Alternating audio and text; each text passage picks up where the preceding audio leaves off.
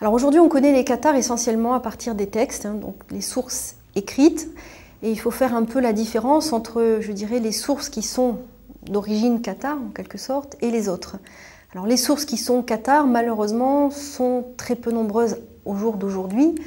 On connaît très peu de documents qui sont vraiment des documents émanant des cathares. On connaît essentiellement donc 2 traités et 3 rituels, donc des textes qui nous permettent quand même de rétablir aussi la vérité, je dirais, sur un certain nombre de choses, parce que, au contraire, on a la masse de documentation qui nous provient essentiellement de l'Inquisition, mais aussi notamment les chroniques de la croisade.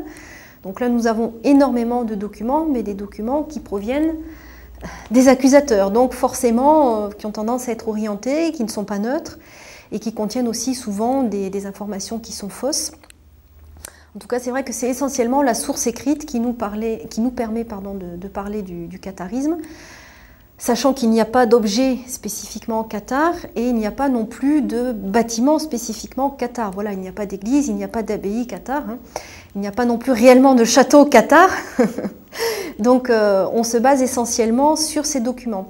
Ensuite, on a les sources archéologiques qui nous permettent aussi de remettre un petit peu en scène, en quelque sorte, la vie quotidienne, mais qui ne concerne pas que les cathares, mais la vie de toutes les personnes de l'époque, puisqu'encore une fois, là aussi, il n'y a pas d'objet spécifiquement cathare, donc le croyant cathare avait la même table, la même chaise et la même écuelle que le croyant catholique.